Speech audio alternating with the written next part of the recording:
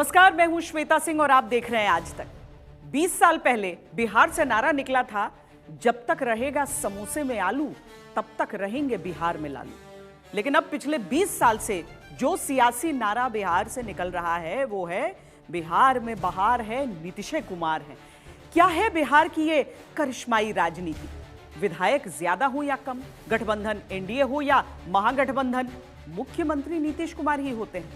और अब एक बार फिर से पटना में पोस्टर लग गए हैं, 25 से 30 फिर से नीतीश।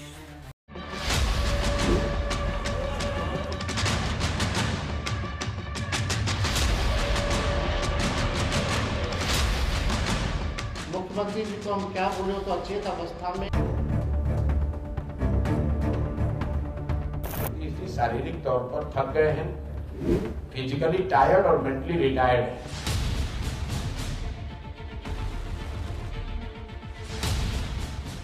बिहार के बड़े प्रदेश के मुख्यमंत्री की जिस तरह से शारीरिक और मानसिक व्यवस्था जो दिखी है, कहीं से भी मुझे उचित नहीं लगती है। और ना तो वो देश हित में सही है, ना ही वो प्रदेश के हित में सही है। सब स्वस्थ है, एकदम 100% स्वस्थ है। तेजस्वी यादव से राज करके सवाल खड़े कर रहे हैं कि मुख्यमंत्री नीतीश कुमार जी का तबियत ठीक नहीं। सब स्वस्थ है, एकदम 100% स्वस्थ है।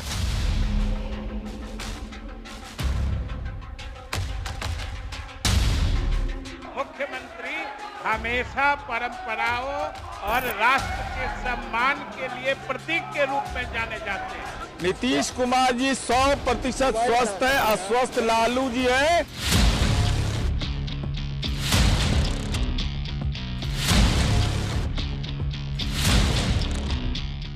कोई अचेत कहे या सचेत, कोई फिट कहे या अनफिट, लेकिन पटना में लगा यह पोस्टर खुला ऐलान कर रहा है कि कोई खुद को बिहार का बाजीगर समझे या जादूगर, किंग या किंग मेकर, नीतीश कुमार का मैजिक लेकिन कम नहीं।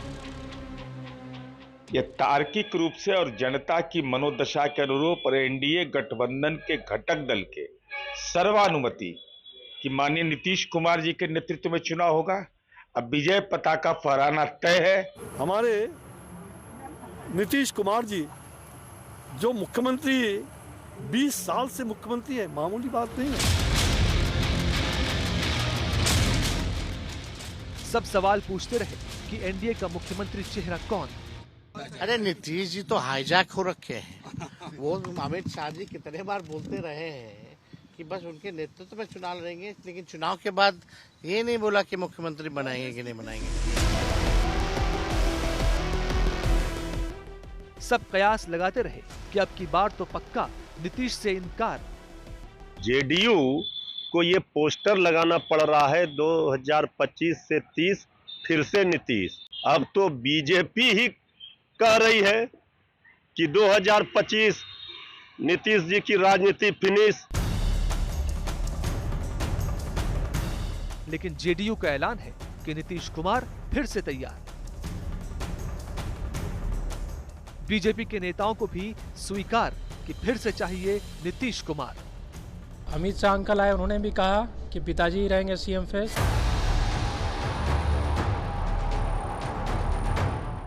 2013 से 2024 तक 5 बार पलटी मार चुके नीतीश की गठबंधन निष्ठाओं पर कभी बीजेपी ने सवाल उठाए तो कभी आरजेडी ने। लेकिन नीतीश कुमार बिहार की सेंटर पॉलिटिक्स में थे और अब भी हैं। अब तो ऐसा लगने लगा है कि एनडीए चुनाव जीता तो आगे भी नीतीश ही रहेंगे। पहले विज्ञापन निकालते हैं और विज्ञापन में तय होता है कि इस पद के लिए वैकेंसी है। यहाँ तो आदरणीय नीतीश कुमार जी वैकेंसी पे पहले से स्थापित है, तो जब तक वैकेंसी नहीं होगा तब तक कोई आदमी का नॉमिनेशन कैसे होगा? इसलिए वैकेंसी ही नहीं है, नीतीश कुमार जी मुख्यमंत्री हैं और आगे भी रहेंगे।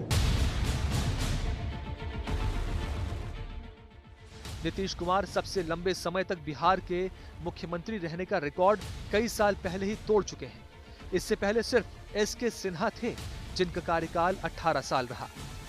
कमाल बात यह है कि नीतीश ने कभी कोई पूरा चुनाव अपने दम पर नहीं जीता। वो हमेशा सहयोगियों के साथ ही सत्ता में आए, लेकिन वो लगातार मुख्यमंत्री बने हुए हैं। लालू के दौर से तेजस्वी का दौर आ गया, बिहार में बीजेपी के दिग्गजों से होता हुआ नई पीढ़ी तक का समय आ गया, लेकिन नीतीश बरकरार हैं। कई बार बिहार की राजनीति में कहा जाता है कि जहां सरकार वहां नीतीश कुमार, लेकिन असली सच तो यह है कि जहां नीतीश कुमार वहीं बिहार की सरकार। 2005 में 88 विधायक थे, तब बीजेपी के साथ सरकार। 2010 में 115 विधायक थे, तब फिर से बीजेपी के साथ सरकार। 2015 में 71 विधायक थे, तब आरजेडी के साथ मिलकर सरकार। 2020 में सिर्फ 43 विधायक, लेकिन बीजेपी के साथ सरकार। जेडीयू की सीटें घटती गईं, सहयोगी दलों की बढ़ती गईं, लेकिन नीतीश कुमार ही हर बार मुख्यमंत्री बने। देश में और किसी नेता की ऐसी मिसाल नहीं मिलती कि वो कभी पक्ष तो कभी विपक्ष के साथ मिलकर सरकार बनाता है और खुद ही मुख्यमंत्री बनता है। किसी भी राजनीतिक दल का कोई भी सीट समीकरण नीतीश से कुर्सी नहीं छीन पाता। इस बार के चुनाव से पहले कई बातें उठ रही थीं कि नीतीश एनडीए का चेहरा होंगे या नहीं, नीतीश मुख्यमंत्री का चेहरा होंगे कि नहीं। जवाब बिहार की राजनीति से उठ रहा है कि 25 से 30 एक बार फिर नीतीश। आगामी चुनाव में नीतीश के नेतृत्व को लेकर एनडीए में कोई दो राय नहीं थी, लेकिन बात जब जब चेहरे की आती तो उलझ जाती थी, जिसको लेकर विपक्ष जेडीयू पर हमलावर रहता था और जेडीयू की त्योरियां भी चढ़ जाती थी।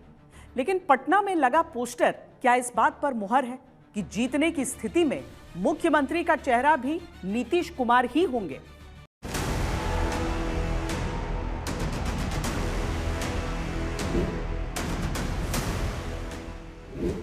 जेडीयू का दावा है कि 25 से 30 फिर से नीतीश, तो इसमें हैरानी या अचरज की कोई बात नहीं। नीतीश जेडीयू के सबसे बड़े नेता हैं।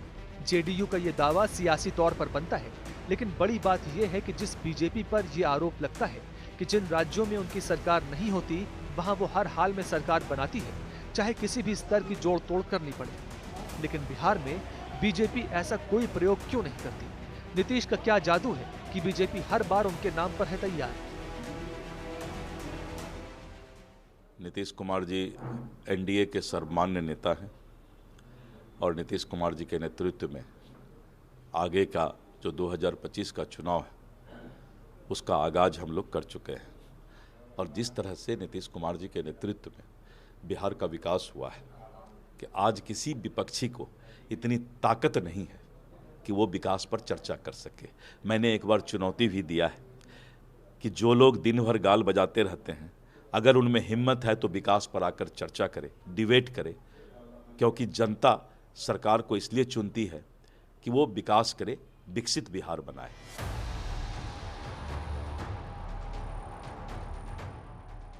किंतु परंतु थे वो मिटते दिख रहे हैं। बीजेपी के खेमे से अब यही आवाज सुनाई दे रही है कि नीतीश का ही नेतृत्व नेता और मुख्यमंत्री दोनों के स्तर पर रहे।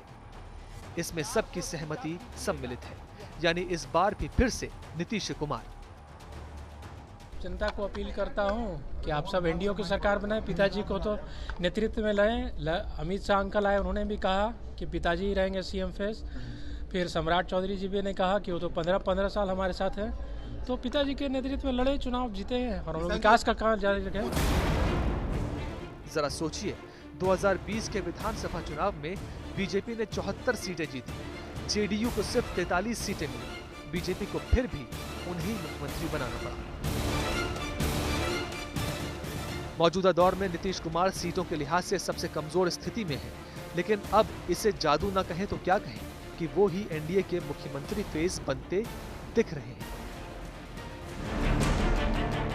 न सिर्फ एनडीए के सबसे बड़े दल बीजेपी को वो मुख्यमंत्री के तौर पर स्वीकार होते दिख रहे हैं, बल्कि दूसरे घटक दलों के नेता जो अक्सर नीतीश के विरोध की राजनीति करते रहे हैं, वो भी नीतीश के नाम पर मुहर लगा रहे हैं।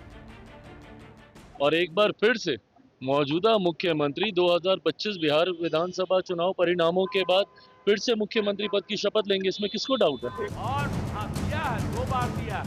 कई बार ऐसे संकेत दिए गए कि बीजेपी का मानना है कि नेतृत्व तक तो ठीक है, लेकिन मुख्यमंत्री का फैसला चुनावों के नतीजे आने के बाद ही तय किया जाएगा, जिसके बाद जेडीयू की तरफ से नाराजगी की भी खबरें सामने आई। सवाल उठा कि कहीं महाराष्ट्र में एकनाथ शिंदे वाली कहानी दोहराने की तैयारी यहाँ भी तो नहीं। मुझे ऐसा लगता है कि अब बिहार की इच्छा है कि हमारे नीतीश भाई देश के उस ऊंचाई को जहां से पूरे देश की मंत्रणा होगी, एनडीए के कन्वीनर बने, नरेंद्र भाई मोदी जी के टीम में उनको उप प्रधानमंत्री का दर्जा प्रदान हो जाए तो एक बड़ी कृपा होगी। ये बिहार के लिए सुनहरा अवसर होगा। बिहार के लोगों को नीतीश कुमार जी का नेतृत्व पसंद है और नीतीश जी के चेहरे पर बिहार के लोग भरोसा करते हैं, मुहर लगाते हैं। इतने वर्षों तक आदरणीय नीतीश कुमार जी ने बिहार के लोगों की सेवा की है, बिहार का कायाकल्प किया है, हर क्षेत्र में विकास किया है। हमारे न्याय के साथ विकास के एजेंडे को बिहार के लोग खूब पसंद करते हैं।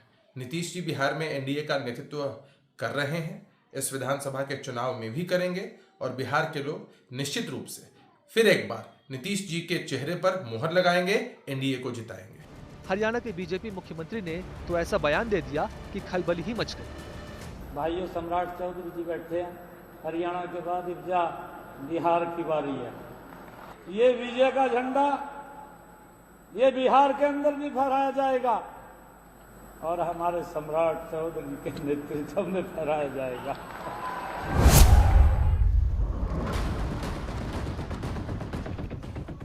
सफाई देने के लिए खुद सम्राट चौधरी को ही सामने आना पड़ा।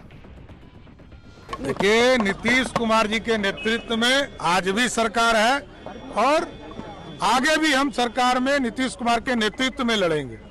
कहीं कोई दो मत नहीं है कि नीतीश कुमार जी ने बिहार को संवारने का काम किया। अब एनडीए की तरफ से चेहरे का सवाल नीतीश के नाम के साथ जवाब देता दिख रहा है और महागठबंधन के सामने अब ये चुनौती है कि वो किसे आगे करेंगे, क्योंकि मीटिंग दर मीटिंग के बाद भी तेजस्वी के नाम पर कांग्रेस ने हामी तो भरी नहीं है।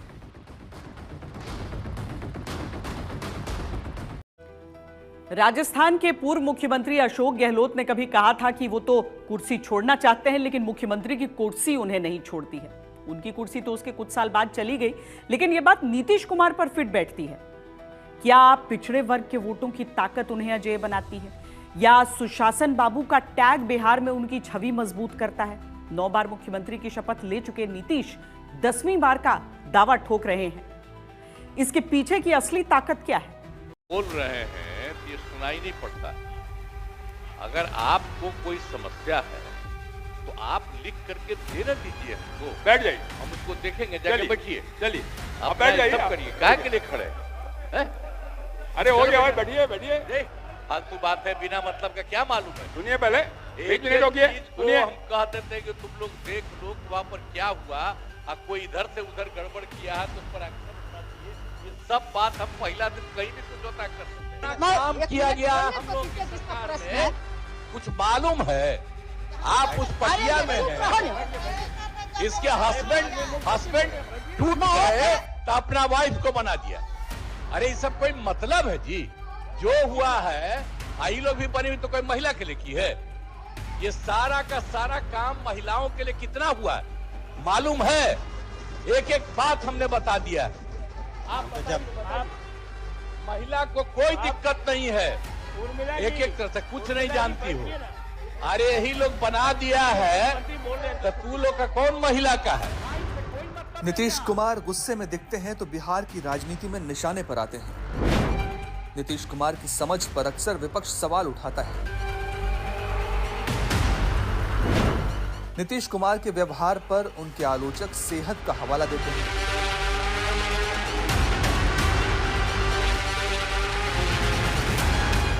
लेकिन नीतीश हैं कि चलते ही जाते हैं। वो जरा सा व्यवहार बदल लें तो बिहार में कयास लगने लगते हैं कि क्या फिर से हवा बदलने वाली है। बड़े भाई मानते हैं, बुलाए हुए होंगे लालू जी, तो उनमें आपस में भाइयों का रिश्ता है। नीतीश जी फिर साथ आएंगे, नए साल में साथ आएंगे। लालू जी ने तो ऑफर भी दिया था कुछ दिन पहले ही। देखिए, मुझे नहीं लगता है। मैंने कहा ना, जैसे कहा कि आप राजनीति में कुछ भी असंभव नहीं है। क्या फिर से दरवाजे खुल सकते हैं राबड़ी आवास के? वैसे भी 10 नंबर का राबड़ी आवास का दरवाजा सभी के लिए हमेशा खुला रहता है। नीतीश जी के लिए खुला है स्पेशल? उनके लिए भी खुला। वो तो मैं कह रही हूँ कि परिवार के सदस्य हैं, हमारे अभिभावक के तौर पे हैं, आना चाहें कभी भी आ सकते हैं। नीतीश कुमार दिल्ली के दौरे पर निकल जाएं तो बीजेपी, कांग्रेस, आरजेडी सबके खेमे में हलचल मचने लगती है और कहा जाता है कि सब नीतीश के, नीतीश सबके। ये सियासत का आखिर कौन सा मैजिक है जो सिर्फ नीतीश कुमार को ही आता है? अरे हम तो अपना काम में लगे रहते हैं, हम प्रचार प्रसार वाले नहीं ना है, हम तो काम में लगे रहते हैं। अब बाकी कोई बिना काम किए हुए अपना प्रचार करते रहता है, छोड़िए वो सब क्या किया, सारा काम हम लोगों का किया हुआ। अब इस पोस्टर को ध्यान से देखिए और नीतीश का जादू समझने की कोशिश कीजिए। आमतौर पर राजनीति में गठबंधन पर कुछ फॉर्मूले तय होते हैं, जैसे 6-6 महीने या 2.5 साल की सरकार। लेकिन ये पोस्टर स्पष्ट ऐलान जैसा कर रहा है कि अगले 5 साल भी सिर्फ नीतीश की सरकार। बीजेपी के तमाम केंद्रीय और राज्य स्तर के नेताओं को बार बार नीतीश का नेतृत्व स्वीकारना पड़ा है और उसका ऐलान भी करना पड़ा। बिहार के लोकप्रिय एवं बिहार के विकास के लिए समर्पित हमारे लाडले मुख्यमंत्री नीतीश कुमार जी। कांग्रेस ने भी एक पोस्टर लगाया और नारा दिया कि देख लिया है साल 20, नहीं चलेंगे नीतीश। लेकिन बीजेपी की तरफ से तमाम आश्वासनों के मिलने के बाद जेडीयू ने पोस्टर का जवाब पोस्टर से दिया। यानी तय है कि महागठबंधन की बारात का दूल्हा तय हो या ना हो, लेकिन एनडीए की बारात के दूल्हा तो नीतीश कुमार ही होंगे। बिहार की सियासत पल पल बदलती है, आगे भी बदलती रहेगी। चुनावों में अभी वक्त है और बाकी है अभी बिहार की राजनीति में कई बदलते रंगों का देखना। बीजेपी ने राज्य दर राज्य विस्तार लिया, अलग अलग जगहों पर सरकारें बनाई। जिन राज्यों में वो कभी गठबंधन के सहारे थी वहां भी अपना मुख्यमंत्री बनाया, छोटे भाई से बड़े भाई की भूमिका में आई। लेकिन बिहार में बीजेपी अपनी राजनीति के शुरुआत से ही छोटे भाई की भूमिका में रही। अद्भुत है नीतीश बाबू का रिकॉर्ड। साथी बदले, सीटों के समीकरण बदले, गठबंधन बदले, हालात बदले, लेकिन नहीं बदले तो नीतीश बाबू नहीं बदले। हर बार लगातार नीतीश कुमार। लेकिन बड़ा सवाल ये है कि नीतीश कुमार की बिहार राजनीति में इतनी अहमियत क्यों है? उनके पास ऐसा कौन सा वोट बैंक है जो उन्हें हर गठबंधन के लिए अपरिहार्य कर देता है? नीतीश कुमार की पॉलिटिक्स क्या है? बिहार में राजनीति के कद्दावर खिलाड़ी, 9 बार के मुख्यमंत्री और जनता दल यूनाइटेड के सर्वे सर्वा, कभी लालू प्रसाद यादव के साथ खड़े रहे, कभी बीजेपी की छाव में सत्ता पाई, फिर से महागठबंधन को साधा और फिलहाल बीजेपी के साथ है। लेकिन हर बार सत्ता की चाबी उनके हाथों में ही रही, यानी सब नीतीश के और नीतीश सबके। आप जाके देखिए, खासकर कोसी वाले इलाके में, खगड़िया इलाके में, मधुबनी के इलाके में, दरभंगा के इलाके में, वहाँ की पिछड़ी जातियों से बात कीजिए, वहाँ पचपनिया उनको कहा जाता है। उनकी तादाद सबसे ज़्यादा है किसी भी दूसरी जाति की तुलना में, एवं यादव्स की तुलना में, एवं मुस्लिम्स की तुलना में। और वो उस वर्ग में सबसे ज़्यादा लोकप्रिय नीतीश कुमार है। तो नीतीश कुमार के साथ रहने का मतलब है 36% में से कम 20% वोट पर अपना 20% वोट को अपने पाले में ले आना। इसलिए बीजेपी के लिए नीतीश कुमार जरूरी है, इसलिए नीतीश कुमार की महत्ता बनी हुई है।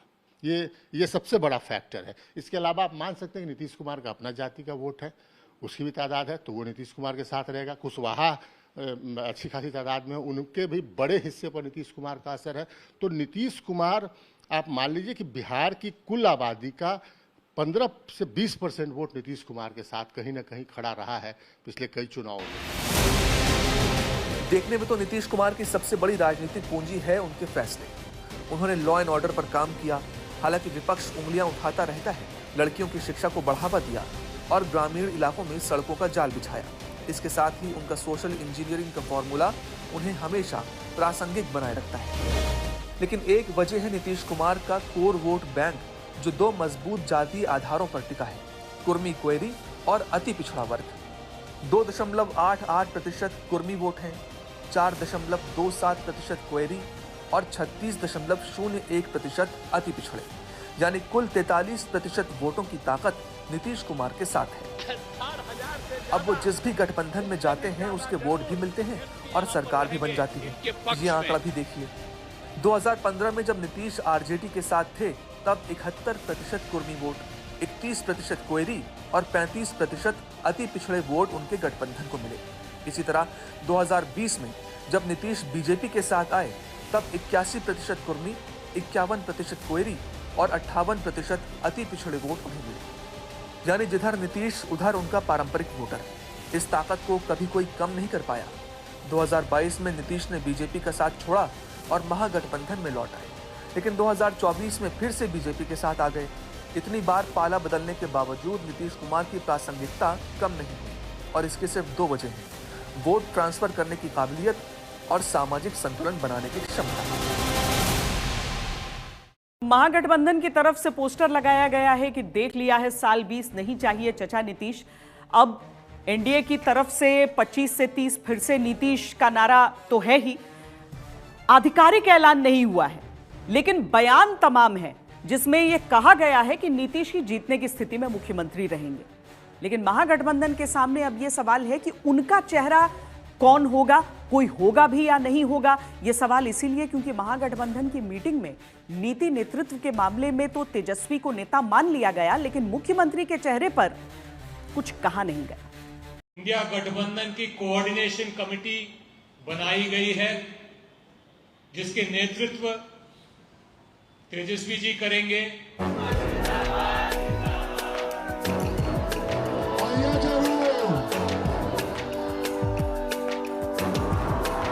तेजस्वी के तौर पर संयोजक का नाम तो इंडिया गठबंधन ने तय कर लिया, लेकिन इस फैसले के साथ ही विपक्षी एकता की राह में सबसे बड़ी चुनौती खुद इंडिया गठबंधन के भीतर ही उभर आई है।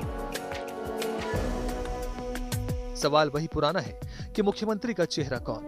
देखिए, ऐसा है कि जैसे कि मैंने कहा कि हम लोग अलग अलग तिथि पर बैठ के, चूंकि हम लोग 5 पार्टनर हैं, उस पर हम लोग सारे पॉइंट पर विमर्श किए हैं और उस पॉइंट पर टाइम टू टाइम बैठेंगे और बैठने के बाद जैसे जैसे निर्णय होगा हम लोग आगे बढ़ते जाएंगे। बिहार को बर्बादी से बचाना है तो तेजस्वी सरकार, इंडिया गठबंधन की सरकार बनाना है, जनता ने ठाना है।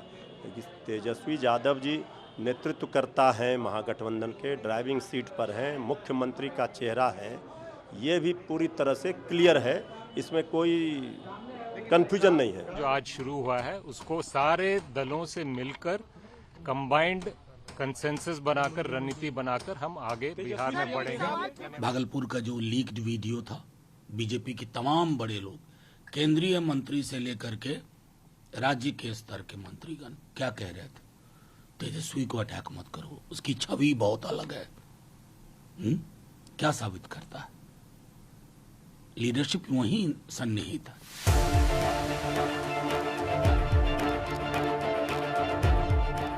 कुछ दिनों पहले तेजस्वी यादव दिल्ली पहुंचे, राहुल गांधी के साथ बैठक हुई, लेकिन ना तो सीट शेयरिंग को लेकर किसी फॉर्मूले का ऐलान हुआ और ना ही सीएम का चेहरा कौन होगा इस पर बात हुई। फिर पटना में आरजेडी और कांग्रेस की बैठक हुई। ऐसा लगा कि कुछ बड़ा ऐलान होगा, लेकिन इस बैठक में कांग्रेस ने ऐसा दांव खेला कि महागठबंधन में खेल नजर आने लगा। तेजस्वी यादव को इंडिया अलायंस की राज्य समन्वय समिति का संयोजक तो बनाया गया, लेकिन बारात का दूल्हा कौन होगा ये तय नहीं हो पाया। बिहार की जनता के सपनों को साकार करेंगे, बेरोजगारी, महंगाई, गरीबी के खिलाफ जो लड़ाई है वो लड़ेंगे। बिहार की जनता ने ठाना है तेजस्वी सरकार बनाना है, बिहार को बर्बादी से बचाना है, इसलिए कहीं कोई किसी को कंफ्यूजन नहीं है। तेजस्वी यादव जी को मुख्यमंत्री बनाना है, ये जनता ने ठाना है। इस सरकार को उखाड़कर जनता की एक सच्ची सरकार बनाने का मन बनाया है और उम्मीद करते हैं कि जनता का पूरा प्यार, पूरा समर्थन हमें मिलेगा और एक नई सरकार बिहार को एक नई दिशा, नया बिहार बनाने का एक नया अध्याय शुरू होगा। और तेजस्वी जी के नेतृत्व में तो डे 1 से हम लोग कह ही रहे हैं कि उनके नेतृत्व में हमें काम करना है। और अभी तो देखिए सब चीज़ का एक, अभी सब चीज़ का ग्रैंड ओपनिंग होना चाहिए ना भाई, ऐसे कैसे बोल देना है? सब चीज़ का एक समय देखिए, उसके बाद उस पर निर्णय, उसमें कहीं कोई संशय नहीं है, उसमें कहीं पर भी 1% का भी कोई संशय नहीं है। उन्हीं के नेतृत्व में हम लोग चुनाव कैसे लड़ेंगे वो सब सारा क्लियर हो गया।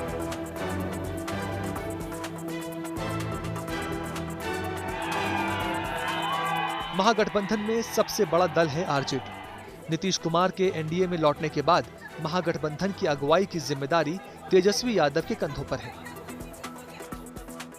लेकिन कांग्रेस अब बिहार में अपनी भूमिका को बड़े कैनवस पर देखना चाहती है। पार्टी का नया जनाधार तैयार करना, महागठबंधन में सम्मानजनक स्थान पाना। गठबंधन में ही चुनाव लड़ेगी और गठबंधन अभी लाजमी तौर पर करना आवश्यक था। बिहार की राजनीति को जिसको भी समझ है भारतीय जनता पार्टी अपने को विश्व की सबसे बड़ी पार्टी कहती है, लेकिन भारतीय जनता पार्टी को भी आज भी हिम्मत नहीं है कि अकेले बिहार में चुनाव लड़ ले। उनको भी कई बैसाखियों का सहारा लेना पड़ता है। तो उसमें कांग्रेस पार्टी को भी समझ है इस बात की, कांग्रेस पार्टी के नेतृत्व को समझ है कि साथ मिलकर ही चुनाव लड़ना चाहिए। और बिहार का जो गठबंधन है वो इंडिया गठबंधन के बनने से पहले 2 दशक से वहाँ ये गठबंधन चल रहा है। 2020 में जब बिहार विधानसभा चुनाव हुए थे तब महागठबंधन 12 सीट के अंतर से सरकार बनाने से चूक गया था। तब कांग्रेस की चौतरफा आलोचना हुई थी। 2020 के बिहार विधानसभा चुनाव में कांग्रेस 70 सीटों पर चुनाव लड़ी थी, लेकिन 27 के स्ट्राइक रेट के साथ सिर्फ 19 सीटें ही जीत पाई थी।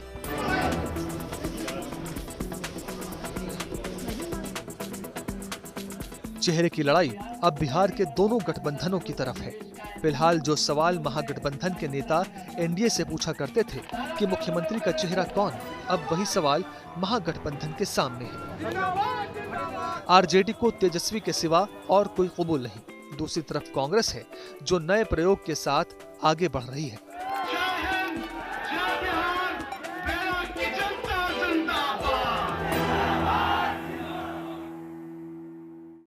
बिहार में कांग्रेस 4 दशक से सत्ता से बाहर है और आज आरजेडी की बी टीम बनकर एक तरह से नजर आती है। लेकिन इस बार ऐसा लग रहा है जैसे कांग्रेस अपने दम पर बिहार में खड़ा होना चाहती है।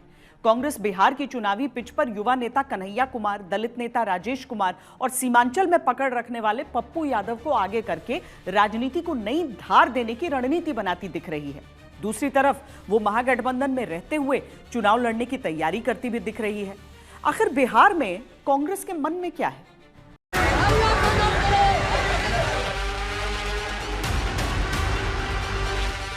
कोई भी पार्टी अपना नेता घोषित कर सकता है। हम मुख्यमंत्री के दावेदार हैं, हम अपने घोषित कर रहे हैं।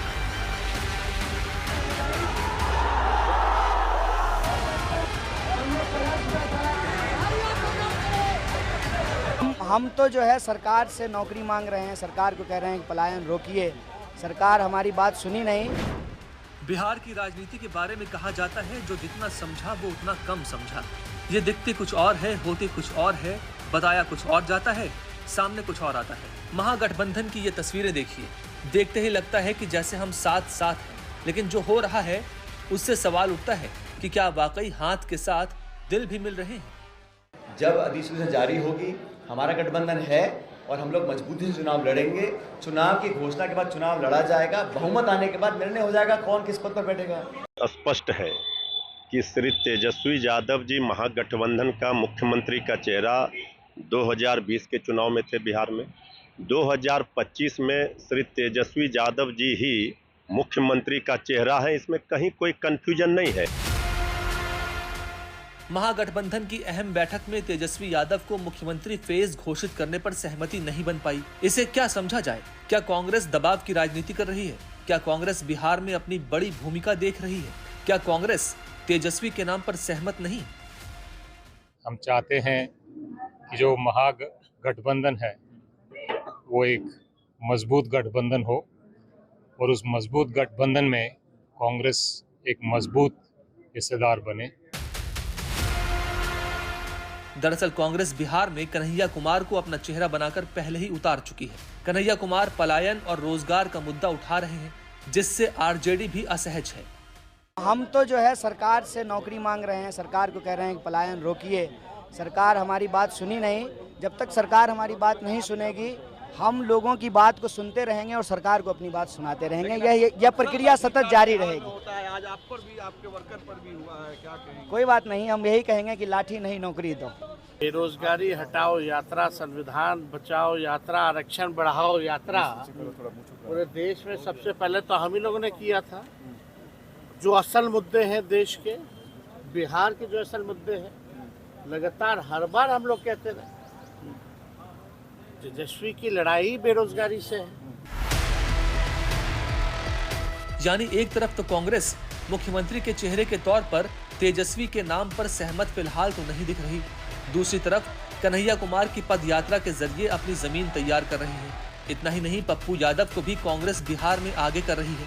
पप्पू यादव और आरजेडी के राजनीतिक समीकरण बिल्कुल मेल नहीं खाते। भैया बीजेपी से कांग्रेस ही लड़ सकती है, कोई और नहीं। क्षेत्रीय पार्टी हमेशा कांग्रेस से लड़ती है, बीजेपी से नहीं। ये जो 40 सालों में दुर्गति हुई है बिहार की, तो कांग्रेस ही ना बचाएगी बिहार। बिहार में कांग्रेस की गति विरोधियों से ज्यादा सहयोगियों को मुश्किल में डालने वाली है।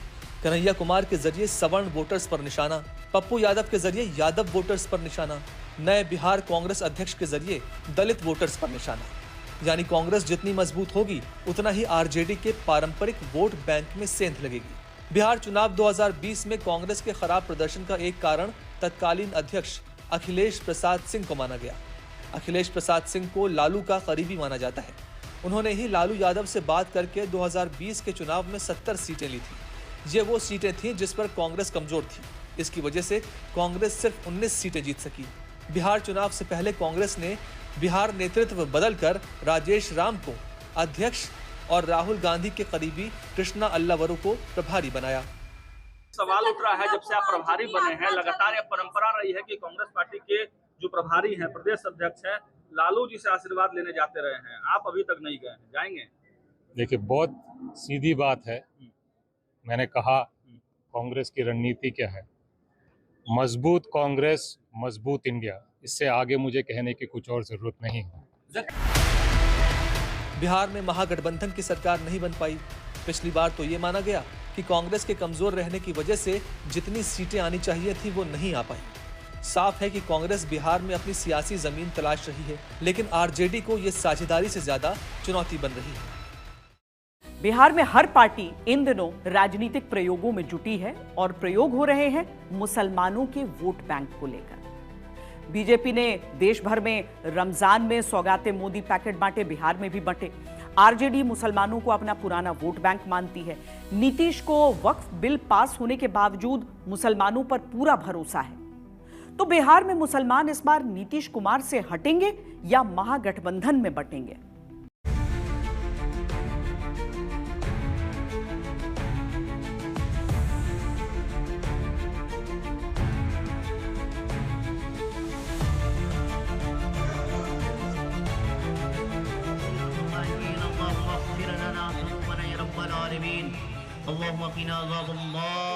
बिहार की राजनीति में जातियों की अहमियत है तो मुस्लिम वोटों का रोल भी कम नहीं है।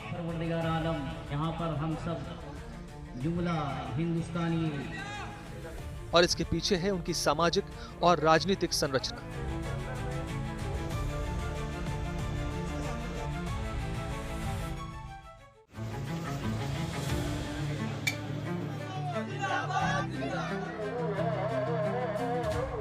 बिहार में मुसलमानों की आबादी करीब 17% है, लेकिन ये 17% वोटर 243 विधानसभा सीटों में कई जगह निर्णायक भूमिका निभाते हैं।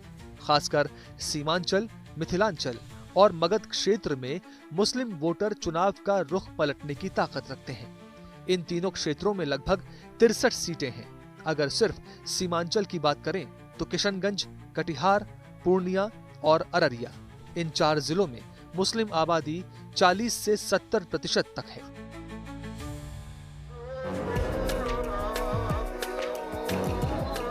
मुस्लिम वोट यहां किसी एक दल की ताकत नहीं रहे, बल्कि कभी आरजेडी, कभी जेडीयू, कभी एलजेपी और कांग्रेस के पास जाते रहे।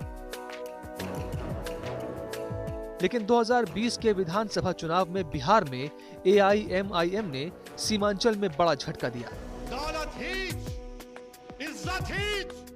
असद उद्दीन ओवैसी की पार्टी ने 5 सीटें जीत ली। इन सीटों पर पहले आरजेडी और कांग्रेस का दबदबा था। एआईएमआईएम ने उस वोट बैंक में सेंध लगा दी।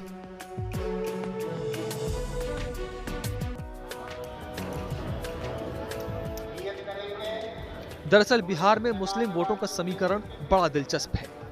2015 के बिहार विधानसभा चुनाव में नीतीश महागठबंधन का हिस्सा थे। तब महागठबंधन को 80% मुस्लिम वोट मिले थे।